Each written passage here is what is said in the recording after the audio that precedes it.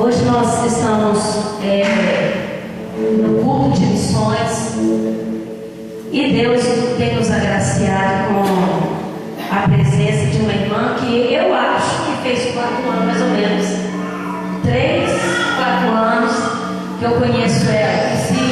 A nossa irmã Gisele, lá no projeto Caminhando, que agora tem outro nome, e nós mudamos o nome porque agora o projeto não é mais da Missão Amém, agora é da Igreja IDPB, né? Então o nome foi mudado também, passou o projeto para a igreja. E os irmãos me perdoam porque eu ainda não memorizei o nome do projeto, mas a Gisele, ela tem ido ali através da irmã Tânia, que eu não sei se os irmãos alguns lembram dela, no livro que eu lembro. Irmã Eliane também, que conheceu, que elas estiveram lá no projeto e conheceram. Então a Gisele, sempre no final do ano, está ali com a gente, quando a gente faz o final, sempre alguma programação diferente. Então a irmã Gisele tem ido ali, a gente tem conhecido ela lá nesse projeto. E poucos dias agora, a Tânia veio me contar um pouquinho do testemunho da Gisa, mas eu não sabia ele muito bem. E ela então gravou um DVD com o seu testemunho, e eu fui assistir o DVD da Gisa, e Deus me tocou muito no coração com o testemunho da nossa irmã. Eu sei que Deus, Ele tem propósito em tudo, e os irmãos nessa noite vão ouvir o testemunho da nossa irmã, e os irmãos vão ver que é milagre. Deus ainda faz milagre. Amém? A Gisele é prova, ela é um milagre.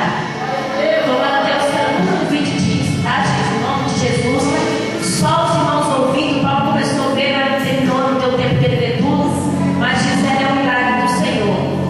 Quando vocês ouvirem o testemunho dela e olhar para ela, aí vocês vão compreender que é milagre. Amém? Eu louvo e exalto Deus, porque Ele é muito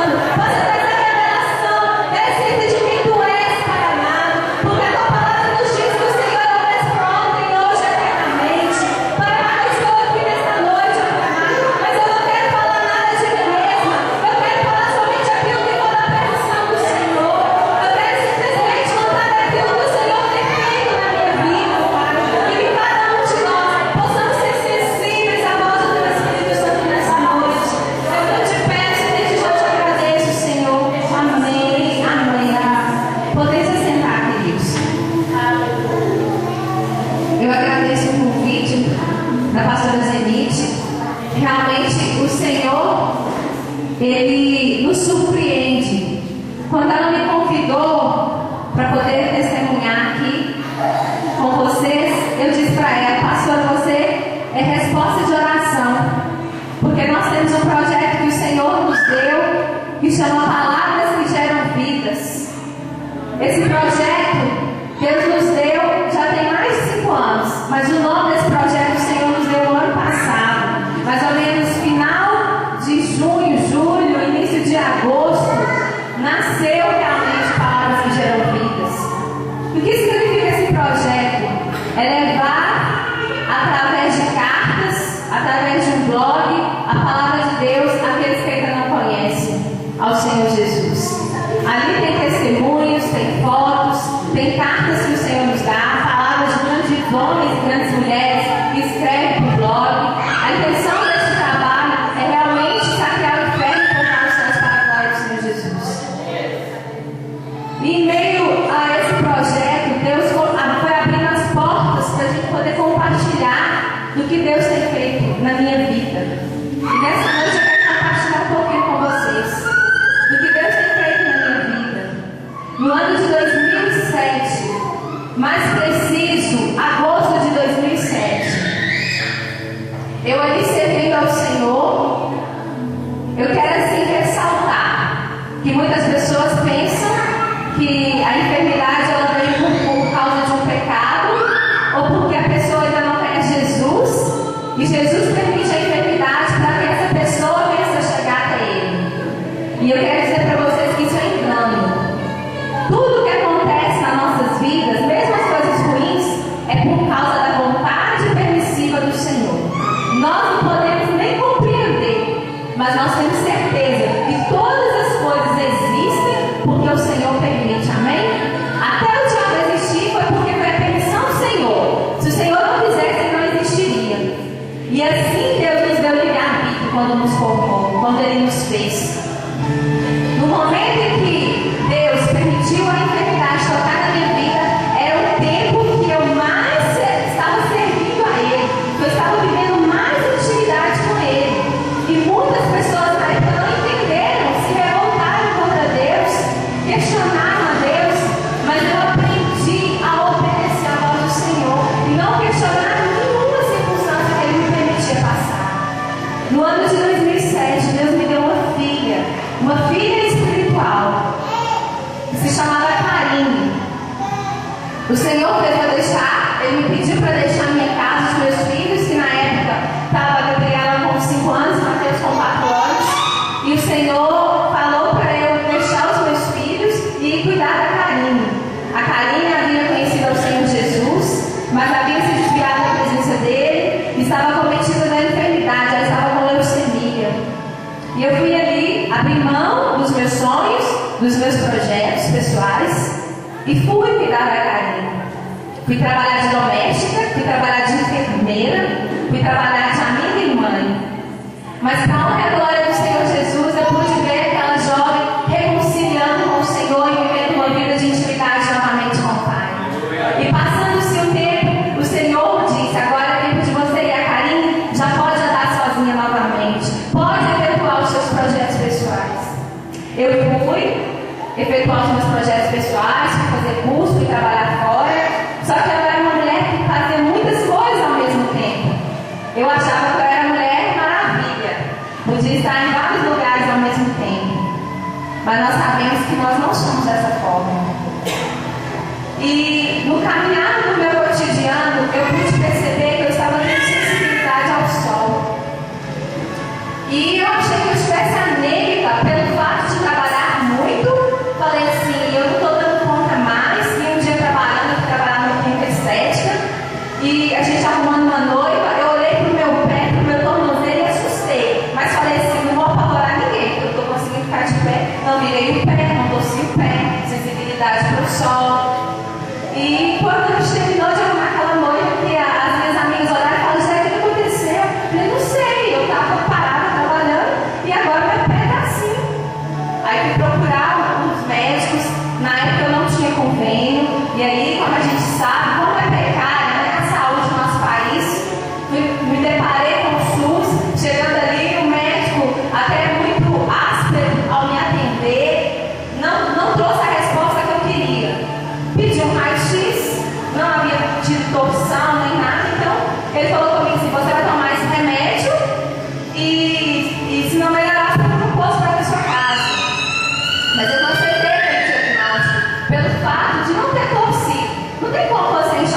tornozelo ou qualquer parte do seu corpo se você não tiver batido ou virado. Então eu disse para minha amiga, eu não aceito esse diagnóstico. Procurei um posto perto da minha casa e o médico falou comigo assim, a mesma coisa que o outro médico. Não, você não está lendo não, você vai tomar esse remédio mas que é genérico, é mais barato. E eu novamente não aceitei esse diagnóstico e comecei a orar para Deus revelar o que estava acontecendo comigo. Nisso, a Karine ainda se encontrava internada e tinha mais ou menos um mês que eu não podia estar com ela, porque eu não sabia se aquilo que eu tinha era contagioso, porque ela estava fazendo quimioterapia e a imunidade dela estava muito baixa. E eu, assim, amanhecia cada dia uma parte do meu corpo inchada, das minhas juntas, e uma psoríase, e o mais feio foi quando meu olho saiu para fora. Então eu comecei a orar e Deus preparou uma médica que eu fui para ver uma psoríase que tinha, e chegando lá eu estava com essas manchas roxas pelo corpo, com a psoríase, e a médica logo que bateu o olho em mim, ela falou, Gisele, eu suspeito que você possa ter 5 tipos de enfermidade. 2 delas têm tratamento e 3 delas, infelizmente, não têm cura. Naquilo, a gente já fica, só de ouvir essa situação, a gente fica temorosa. E aí ela disse para mim assim, mas eu não posso te afirmar nada sem os exames. Eu suspeito que você possa ter uma dessas enfermidades, mas primeiro eu preciso que você faça esses exames. Fiz uma bateria de exames. Passou-se mais ou menos 8 a 10 dias, retornei novamente ali no consultório daquela médica, e ela olhando vidrada aos meus olhos, ela me disse, Gisele, infelizmente, uma das enfermidades que eu suspeitava que não teria cura é essa que está sobre você. Naquilo eu me desesperei por alguns minutos, porque a gente é ser humano e é carne, e ela me disse, você tem lúpus. Porventura alguém já ouviu falar? Conhece alguém que tem lúpus? Aqui? Alguém conhece? Então a irmãzinha sabe do que eu estou falando. E eu me desesperei. Até naquele momento eu nunca tinha ouvido falar dessa doença. Mas só de falar que eu poderia morrer por causa daquela enfermidade, por mais que a gente serve o Senhor, por mais que a gente tenha certeza e convicção de que quando nós morremos aqui, nós estaremos adormecidos em Cristo Jesus. Mesmo que a gente tenha certeza da nossa salvação, nós não fomos criados para ter. Nós não fomos criados para isso. Foi o pecado que levou ao homem à limitação da sua vida. Então, quando ela falou aquilo comigo, eu me desesperei. Mas ela me disse, olha, Gisele, aqui na clínica nós não temos médicos reumatologistas para tratar dessa especialidade, vou te dar um encaminhamento. E aí começou a minha luta pela vida. Eu não tinha recurso. Na época eu já não estava podendo trabalhar. Meu marido estava afastado, mas ele não estava recebendo. Então ele estava fazendo os bicos. Meus filhos pequenos. E quando, para minha surpresa, comentando com uma amiga, ela me disse, não, tem uma prima que teve lúpus e ela teve a beira da morte, porque os médicos demoraram muito a diagnosticar, porque o lúpus ele se assemelha a vários outros tipos de enfermidades. E uma vez tratando, dando medicamento errado, em vez de você combater o lúpus, você faz com que as células acelerem e provoca a morte mais aceleradamente. Então assim, desde o começo, Deus estava com as mãos dele estendidas sobre a minha vida, cuidando de mim. Porque foi assim, apareceu o lúpus, ele manifestou, e Deus foi direcionando tudo, todo o tratamento, o médico. Eu vou resumir um pouquinho para vocês, porque é um pouco longo, para vocês conseguirem entender o que Deus fez na minha vida. Então, quando eu fui procurar essa amiga minha, que eu chorei, cheguei no serviço chorando, falando aquilo, e ela falou, tem um médico muito bom, ele é conceituado como o melhor médico do estado de Minas Gerais, Dr. Boris. Ele é especializado em lúpus. Ele tratou da minha prima, e ela, glória a Deus, também está recuperada em casa, ela pode até ter uma filha, porque a maioria das mulheres que tem o quadro diagnosticado de lúpus, é raro ela poder gerar. E nisso, eu fui procurar aquele médico. E quando, por surpresa minha, quando eu consegui o telefone daquele médico, quando eu ligo, a primeira coisa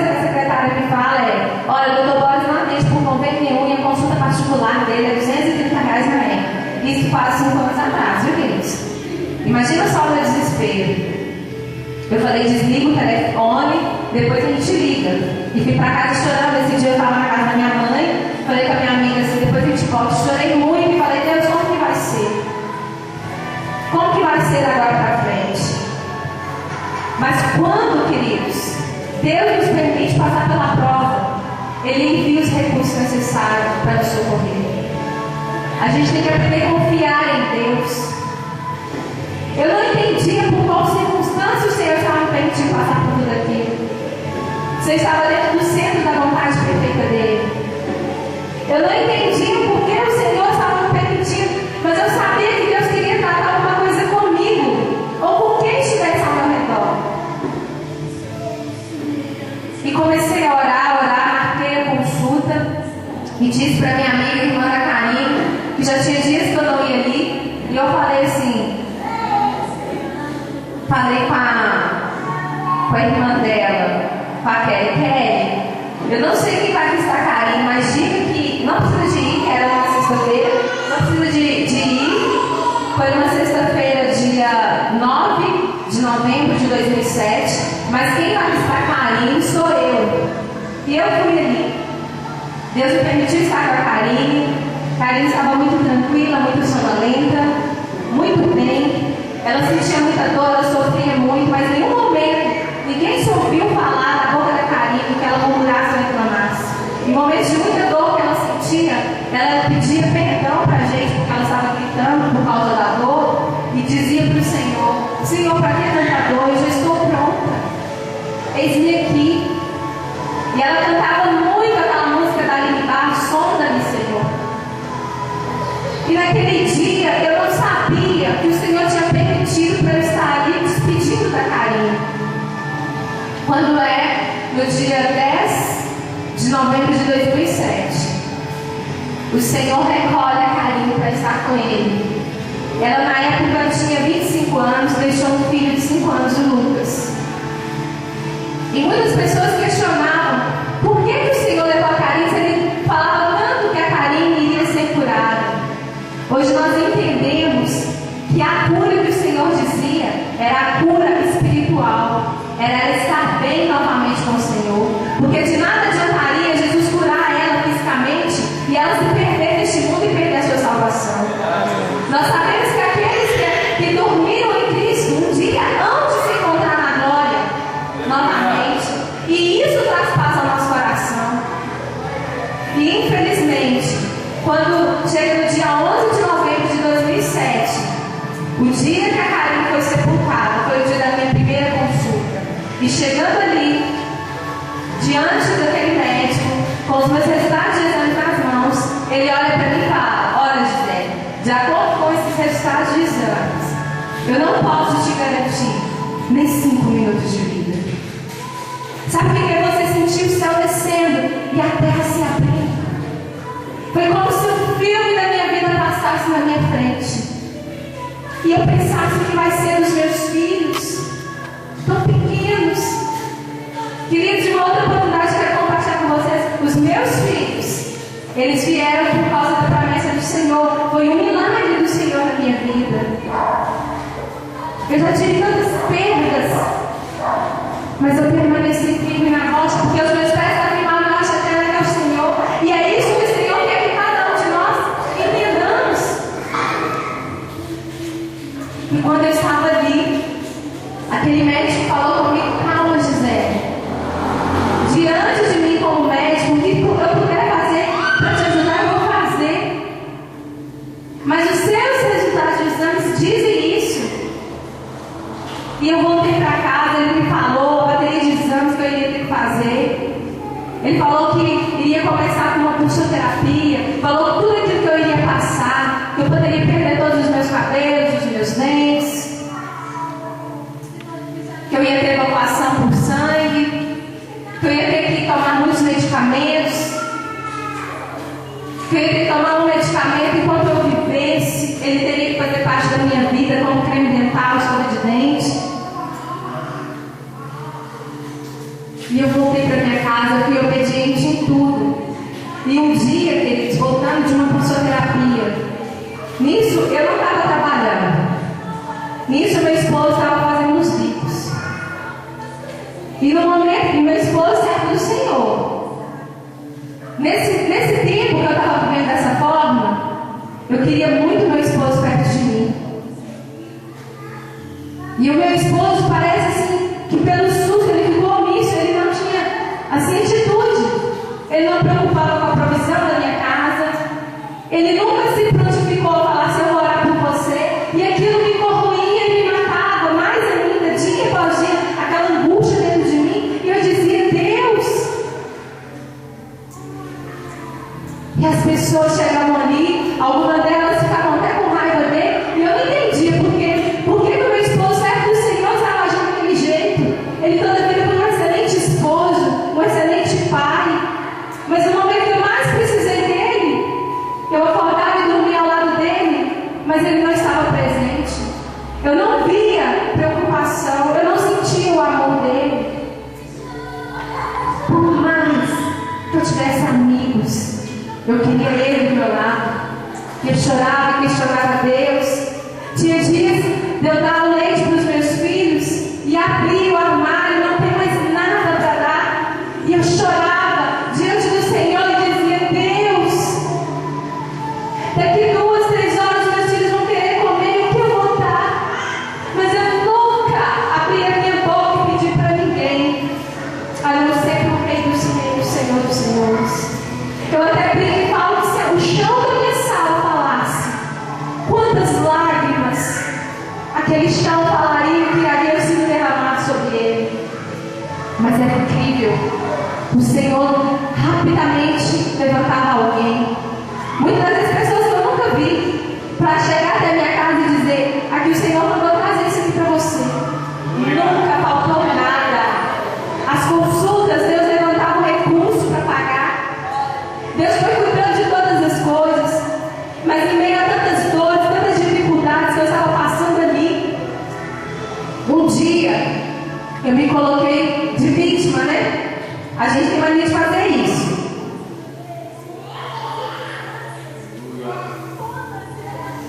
A gente tem mania de se colocar de coitadinho para Deus. Mas Senhor, e agora como que vai ser? Eu não tenho força, eu estou passando dificuldade. Eu servi tanto o Senhor. E agora por que o Senhor está me permitindo passar por isso? E comecei a chorar, a reclamar, a murmurar. Eu estava vindo do meu quarto ciclo de cursoterapia. E de repente Deus fala bravo comigo, egoísta. Eu disse, está repreendido em nome de Jesus. E Deus disse novamente, egoísta. Eu parei de chorar assustada, porque a gente sabe quando a gente está falando, né? Mas a gente às vezes não quer ouvir. Então a gente prefere achar que a cara da gente ou que é o inimigo. E aí eu fiquei paradinha, caladinha, e Deus disse para mim, egoísta, para de olhar para o seu próprio umbigo. Olha para o lado. Tem alguém que está numa condição difícil, muito mais do que você. Sai da sua zona de conforto, faça algo por alguém. E aí então eu entendi o que Deus queria fazer. Eu desfoquei do meu próprio eu e meu cobrei. Nessa época eu trabalhava ajudando um grupo missionário que chama Projeto Cuba, não sei se alguém já ouviu falar, que a família Sampaio faz. E tinha uma escola de missões da igreja lá de PDC, do Eldorado. E eu servia ali, ia fazer parte do grupo de intercessão e trabalhava com os lanches. Quantos lanches eu fiz ali? Vomitando por causa da ânsia, por causa da pulso, mas estava ali orando, buscando, servindo. E aí naquele tempo eu pude entender que Deus queria que eu trabalhasse para Ele e Ele ia trabalhar a meu favor. E aí eu entendi o segredo. Eu posso até falhar, dando o meu melhor naquilo que Deus me confiou. Mas Deus, Ele é fiel e justo. E Ele não vai faltar em nada. Ele vai te dar o melhor. Ele vai preparar o melhor para você. Ele vai preparar tudo aquilo que você precisa. Ele vai pegar a sua causa e vai guerrear em seu favor. Mas Ele quer primeiramente que você tenha uma atitude. Tão somente confiar nele. Porque falar, queridos, é fácil. Ter atitude com ação que é difícil. Obedecer não é fácil, não, dói. Sabe por que obedecer dói? Porque quebra a nossa vontade, quebra o nosso eu. A maior parte das vezes, Deus vai nos pedir algo que a gente não quer fazer. Quantas vezes pessoas falham conosco e nós achamos que essas pessoas que têm que vir até nós nos pedir perdão? Mas Jesus quer que você viva o Evangelho, que é amar ao próximo como a ti mesmo. Lembre-se, Jesus se entregou ali na cruz. Não foi só por mim, foi por mim e por cada um de vocês. Ele nos amou, mesmo a gente sendo falho, cheio de pecado, cheio de carrapicho, cheio de fardos, cheio de erros, cheio de vontades. Ele nos amou e se entregou. E Ele não pediu nada em troca. A única coisa que Jesus quer é o nosso coração. Mesmo Ele querendo o nosso coração, Ele só entra no nosso coração quando a gente fala: Senhor, eis-me aqui. Senhor, vem fazer morada em mim. Senhor, eu quero poder sentir a Tua presença, Te ouvir. Eu quero poder Te obedecer. E obedecer não é fácil, mas obediência é o princípio da bênção. E quando eu consegui obedecer ao Senhor, em menos de um ano, o Senhor trouxe a cura sobre a minha vida. Aquele exame que tinha dado positivo, lembram? O médico me deu 5 minutos de vida. Depois de um ano, estava negativado. A medicina não sabia me explicar as causas desse resultado de exame, mas o médico disse para mim: Gisele, mesmo assim, o médico ele era ateu e ele teve que acreditar que Jesus existe, porque todas as vezes que eu ia fazer os exames, eu falava assim, ele falava para mim: essa veia não vai aguentar. Eu falei: ela vai aguentar sim, porque o meu Deus vai te sustentar. Você já viu o médico pegar a veia, Gisele? Eu falei: não. Ele falou assim: é impossível. Mas eu falei: mas o Senhor vai te usar para pegar a minha veia. Em tudo. Então, cada melhora que tinha, ele dizia para mim: mas você tem os pés quentes com aquele lá de cima mesmo. E eu dizia para ele: não, isso é a fidelidade e cuidado do Senhor para aqueles que o amam e o adoram em espírito e em verdade. Glória a Deus. Então, quando foi mais ou menos junho ou julho de 2008, com o meu exame negativado, eu disse: agora eu vai suspender os medicamentos, né? E ele disse: não, Gisele, você ainda tem que tomar medicamentos durante 5 anos. Porque a medicina, elas não aceitam como cura, né? O exame negativado. Aí você, é como se fosse um campo, né? Vai ficar 5 anos você tomando esse remédio, aí se não voltar a ficar ativo, aí sim. Aí nós vamos tirar o medicamento. Aí tem que tirar aos poucos também. Aí ele foi diminuir. Mas um dos terríveis, os medicamentos terríveis, eu ainda faço uso dele, que é a cetiapina e o enalapril. E eu cheguei a tomar 70 miligramas de corticoides diários. Então eu brinco e falo com as minhas amigas assim: eu não gosto nem de ver foto, mas nossa Deus, mas eu fiquei desfigurada. As meninas falam assim: não é tanto, mais velho. Mas é porque realmente a minha fisionomia mudou. A irmãzinha que conhece alguém que tem lúpus, ela sabe como que é. Muda totalmente a fisionomia da pessoa. A gente queria ter trago fotos, só que, meu Deus, nosso Deus é tão maravilhoso que Ele me poupou daquelas coisas terríveis que o lúpus causa no físico da pessoa. Eu tive assim, inchaço, fiquei com cara de doente por causa da fisioterapia, as manchinhas roxas, mas nenhuma ferida externa. Tive um caso mais grave, que eu tive lúpus sistêmico medicamentoso, tive um rins. Quando chega no rins já não tem mais o que se fazer pela medicina. Mas o Senhor foi cuidando, e Ele não deixava. Eu descobri, pesquisar, Deus falava assim, usava mais para falar: vamos tratar o seu caso como o seu caso, que cada caso é de uma forma. E quando ficou negativado, aí sim Deus disse: agora eu quero que você pesquise, que você veja do que eu te livrei de por mim. E quando eu comecei a pesquisar, ver fotos, aí eu entendi por que as minhas amigas se desesperaram É terrível, queridos. Se vocês tiverem a oportunidade de entrar na internet e procurar saber sobre lupus e ver fotos do que o lupus faz, vocês vão ver que realmente vocês estão olhando para o milagre do Senhor. E seria impossível eu estar aqui. Eu jamais estaria aqui com esse quadro diagnosticado. Mas o Senhor foi cuidando de mim, eu comecei a cuidar das coisas do Senhor, o Senhor foi suprindo. E eu quero dizer para vocês que eu não entendia por que o meu marido estava reagindo daquela forma.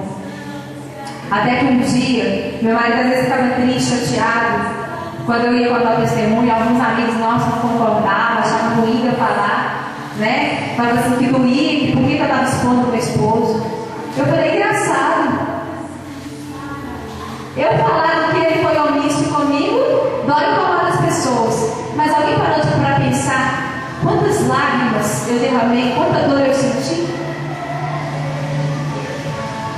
Só que, queridos, nosso Deus, Ele não faz nada por contenda. Ele não faz nada. Deus não expõe as pessoas para poder ferir. Mas Ele, às vezes, expõe as pessoas para abrir os nossos olhos. E Deus me disse, a partir de hoje, filha, quando você falar o seu testemunho, quando você for se referir que o seu marido foi omisso, você vai dizer por que o seu marido foi omisso. E sabe por que, queridos, o Senhor permitiu meu marido ser omisso?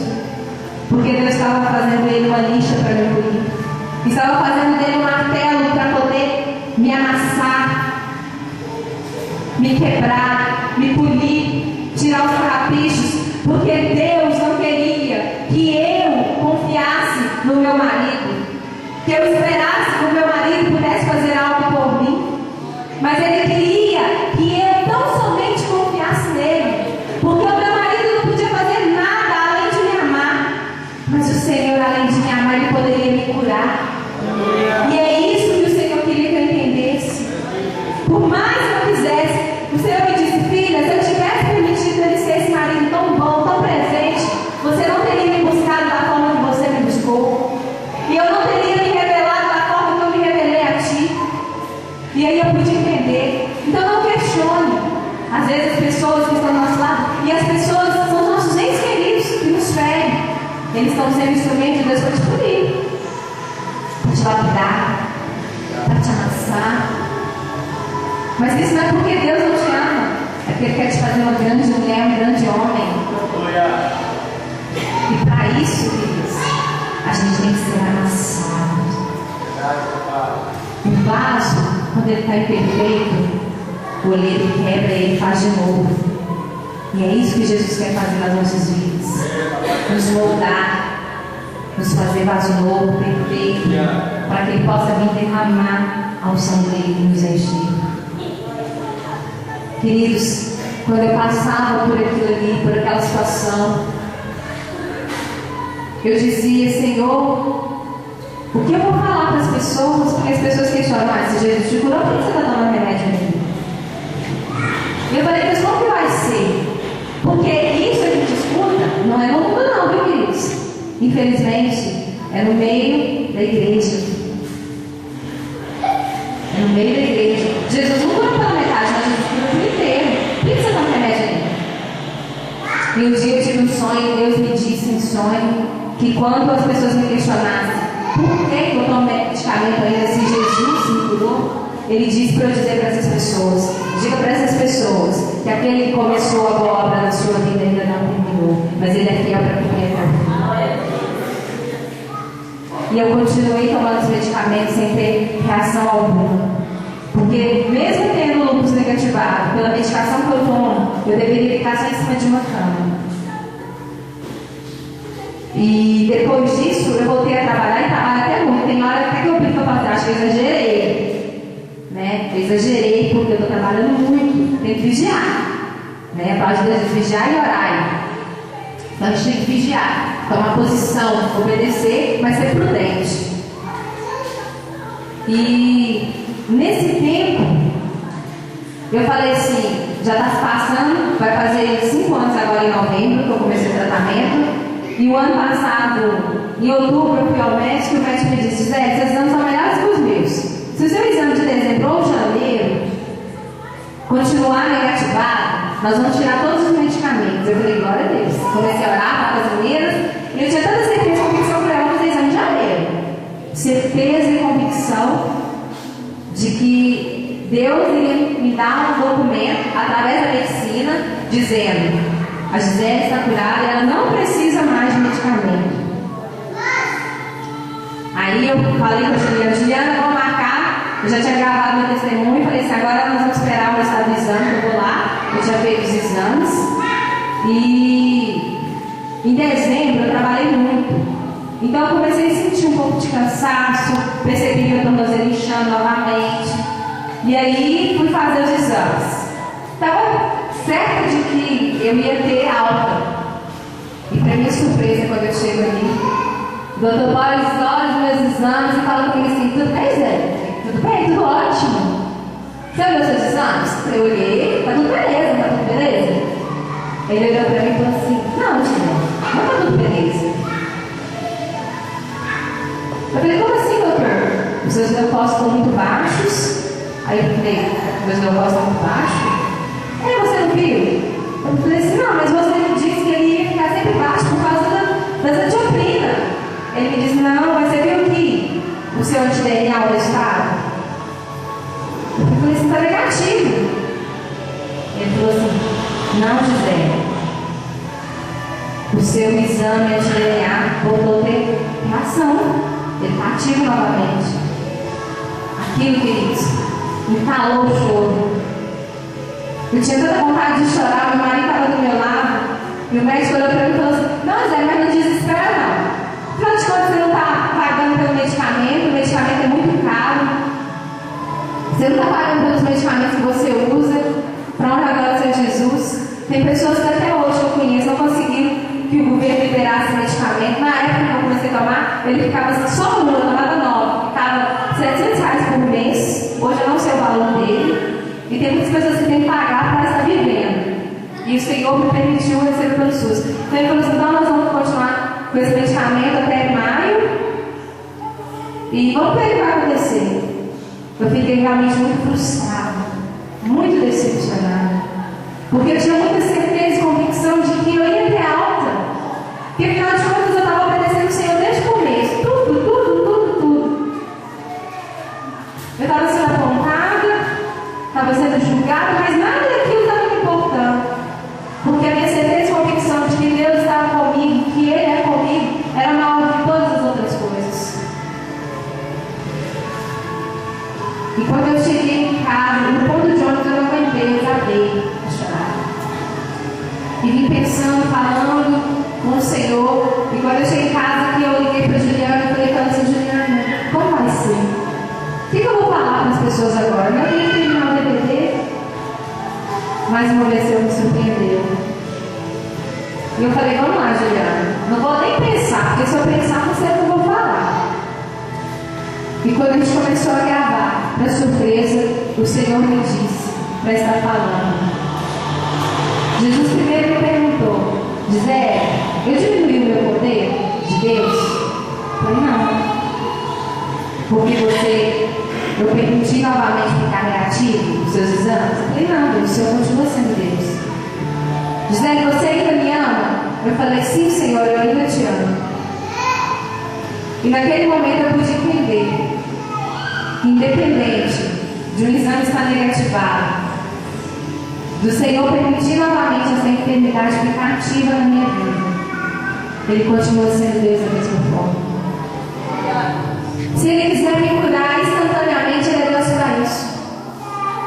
Mas se Ele não me curar, Ele continua sendo Deus da mesma forma. E aí eu entendi que tudo que Jesus tinha para fazer por mim e por você, Ele já fez, queridos. Ali na cruz, quando Ele entregou ali na cruz, Ele levou sobre si, Ele fez tudo que Ele precisava fazer. Se Jesus me curar através da medicina, amém, glória a Deus por isso.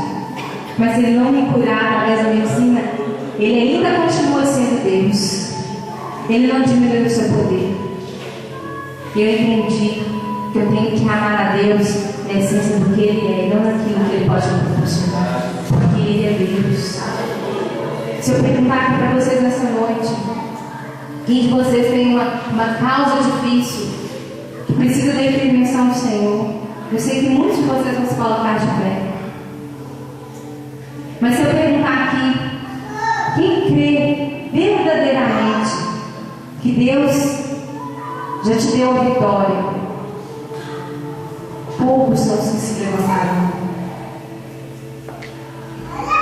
Vocês devem estar pensando assim, alguns de vocês perguntando, mas que testemunho é esse de milagre que fala que Jesus fez e aí volta de novo?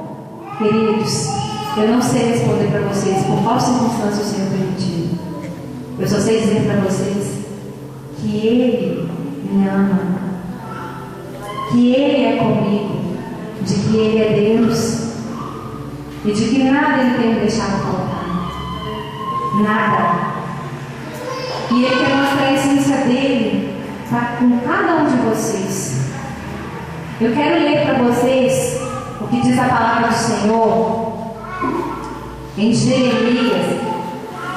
Primeiro eu quero ler Jeremias 29, versos 11, que diz assim: porque eu bem sei os pensamentos que tenho a vosso respeito, diz o Senhor, pensamentos de paz e não de mal, para vos dar os fins que esperareis. Então me invocareis e ireis e orareis a mim, e eu vos ouvirei. Buscar-me-eis e me achareis, quando me buscardes de todo o vosso coração. E sereis achados de vós, diz o Senhor, e farei voltar os vossos cativos e congregar-vos-ei a todas as nações e de todos os lugares para onde vos lancei, diz o Senhor, e tornarei trazer vós aos lugares aonde vos transportei.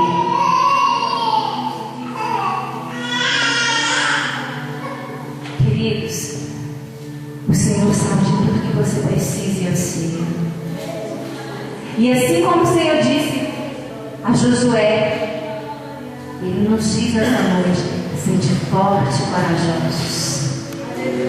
Sede forte e corajosos. Eu queria desafiar a igreja do Senhor a se colocar de pé nesse momento. Aquele que porventura veio aqui nessa noite e quer ser tocado, marcado pelo sangue do Senhor. Que você se coloque de pé e você feche os seus olhos. Não preocupa com quem está do seu lado. Preocupe em chamar a atenção do seu Deus à sua causa nesse momento.